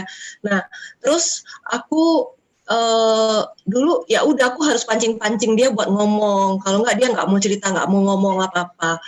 Tapi kemudian waktu aku bertumbuh dalam Tuhan, aku suka banget baca firman kan. Terus suatu hari itu waktu aku pancing-pancing, tiba-tiba dia tuh cerita sesuatu. Dan tiba-tiba aku bisa jawab masalahnya dia, itu berdasarkan firman Tuhan tuh hikmatnya begini loh. Terus dia kayak kaget gitu, kok bisa ya? Maksudnya dia dengar jawaban aku tuh kok kayak gini gitu. Maksudnya kok bisa jawabannya pas buat dia banget. Nah, sejak saat itu Salim jadi berani cerita banyak hal sama aku, dia jadi percaya sama aku. Aku percaya itu karena aku bertumbuh dalam hikmat Tuhan yang sebelumnya aku egois, manja kayak gitu dan aku belajar banyak firman Tuhan dan aku bertumbuh. Itu yang membuat akhirnya aku jadi pelan-pelan bisa memenangkan suami aku. Waktu aku tunduk, gak egois gitu ya. Terus aku bertumbuh dalam hal hikmat firman Tuhan kayak gitu. Very good. Jadi intinya sebenarnya ada Shirley itu buahnya kelihatan, ya pertobatannya kelihatan. Jadi ada perubahan di dalam kehidupan Shirley sehingga Salim bisa melihat ya benar-benar Shirley itu berubah sehingga hatinya juga jadi ini ya benar-benar terbuka untuk bisa terima Yesus. Iya, puji Tuhan sih, by grace ya. Padahal dulu dia tuh nyuri-nyuri baca Alkitab tuh yang dibaca tuh kitab Wahyu. Coba. Jadi waktu Iya, jadi waktu dia lihat aku berubah, dia penasaran apa yang bikin aku berubah kan. Terus dia curi-curi baca Alkitab aku kan.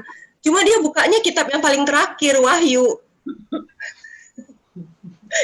Ya, kalau akhirnya dia bisa bertobat tuh by grace.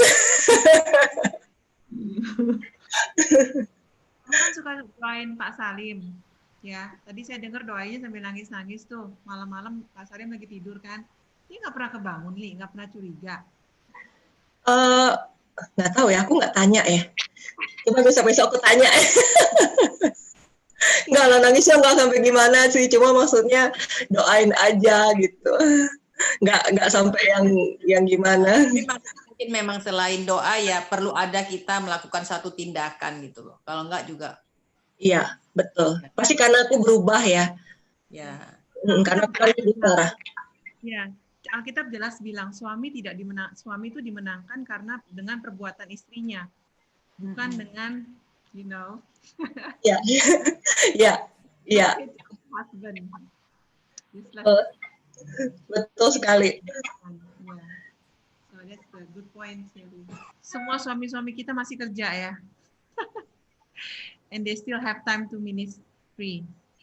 Ya, jadi puji Tuhan ya kalau ngelihat suami-suami kita melayani itu juga bring us blessing also. Ya, Pak Step itu COVID ini nggak bisa ke Serang tuh sebenarnya quite stressful for him. Sampai akhirnya kita bisa Zoom meeting tuh, ya itu help him a lot, so much. Gitu. Ya, ternyata kalau dia bisa sharing, ya preaching, ya itu releasing a lot of stress for him, maybe because that's his calling untuk sharing gitu. Jadi so what we can support our husband, bagaimana kita bisa support suami kita itu pasti akan memberkati kembali balik ke keluarga kita sendiri terutama ya ke anak-anak kita maupun ke kita pribadi. Oke. Dan I'm happy to hear, senang dengar semuanya. Sebenarnya the most important thing in our life itu sebenarnya adalah Tuhan sendiri. Karena kalau kita gitu. Dan itu yang membuat kita bisa support suami kita kita bisa nolong suami kita, menjadi tangan buat suami kita, melengkapi suami kita, menjadi intercessor buat keluarga kita. Ya, itu yang membuat suami kita percaya sama kita. Because actually suami kita is not our number one. Ya. God is Tuhan. Iya. Iya. Jadi kita sendiri mau diproses sama Tuhan. And it's not also, bukan juga tentang kita. Gitu. Ya, saya sendiri bersyukur buat semua ibu-ibu yang luar biasa ini, ya, yang sangat memperhatikan kami, ya, sangat it's really blessing gitu loh. Shirley tiba-tiba datang ke sini. Sebenarnya kalian semua sih.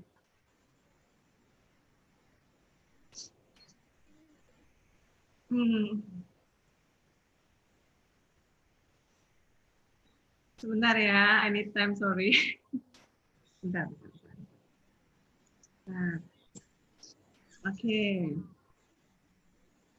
Sebenarnya kalian semua itu benar-benar blessing for us sih. Ya, sangat memperhatikan kami, sangat perhatian gitu sama Steph, sama kami. Jadi itu sangat memberkati kami sih. Ya, Shirley bawain apa? Belanjaan dari supermarket, Li. Sebenarnya itu ide Salim, Kishen. And then we agreed. Dan apa yang kalian bawa itu memang yang kita pakai biasa sehari-hari gitu loh. Ya, sampai apa aja tuh ya, saya juga lupa deh, tapi saya bilang waktu itu 90%, ya bener lah memang itu yang kita pakai gitu ya. Dan semuanya sebenarnya baik Penny maupun Rona ya sangat-sangat care gitu. Penny juga hal-hal detail gitu, kadang-kadang perhatiin kayak misalkan Kishen butuh tisu gitu. Makanya ya kayak supermarket berjalan ini semuanya ini. Kalau perlu tisu, perlu apa, itu udah siap semuanya. Tas yang kita bawa itu kayak kantong Doraemon emang.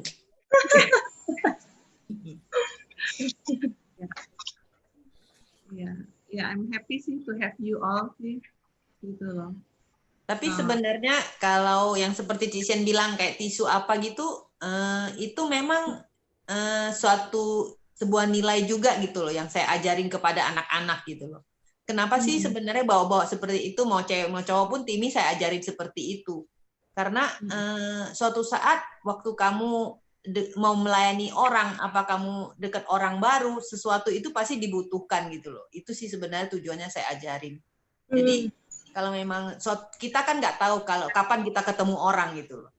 Nah, bisa aja kita ketemu orang baru itu kita butuh sesuatu, mungkin tisu, mungkin yang lain gitu loh. Apa mungkin dengan kita kasih contohnya aja, orangnya mungkin lagi kurang sehat, nah, saya punya minyak angin atau saya punya minyak kayu putih gitu, orang itu butuh. Nah, itu yang sebenarnya nilai juga saya ajarin ke anak-anak. Jadi ya kita prepare aja gitu. Iya. Gitu sih ininya. Ya begitulah ya. Rona juga waktu banjir, Ron, kamu datang sama Karyanto tuh. Bawain ayam Kentucky ya. Bukan Bawain apa dong?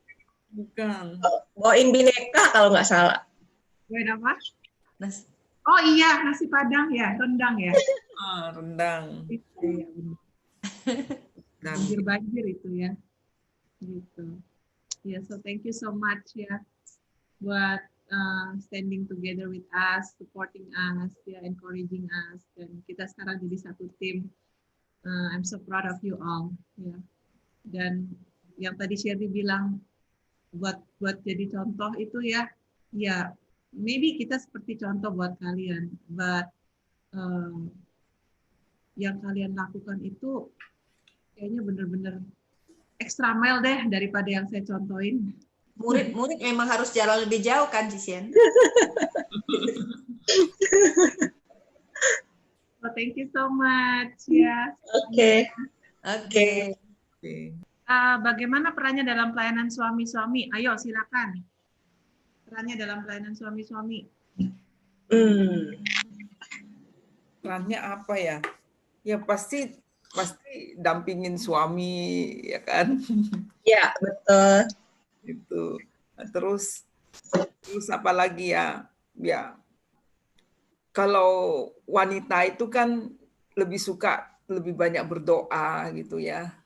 Kalau banyak hal sih yang lebih banyak berdoa sih kan, kita berdoain buat apa? Buat suami, buat keluarga gitu. Ya, banyak hal yang sebagai istri ya banyak hal yang kita berdiri untuk kita doakan gitu loh. Walaupun memang banyak waktu untuk doa bersama, tapi kita juga berdoa untuk waktu-waktu sendiri juga kita doain juga suami dan keluarga gitu loh. Yang pasti apa yang menjadi visi dari keluarga ini, yaitu suami sebagai imam di dalam keluarga, ya kita yang bantu, kita yang menolong gitu loh. Apa kekurangan yang kita harus bisa bantu gitu ya, kita akan bantu di sana gitu. Contohnya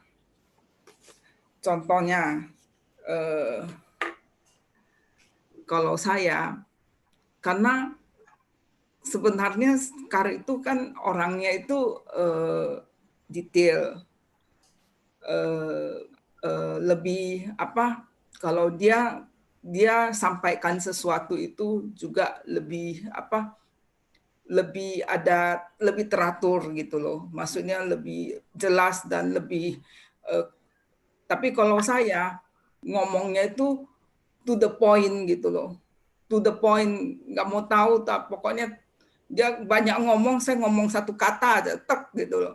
Dan waktu dampingin dia itu banyak, ketika dia banyak ngomong, tuh saya di samping ini bertanya, kira-kira ini Tuhan apa yang harus saya ngomong gitu loh.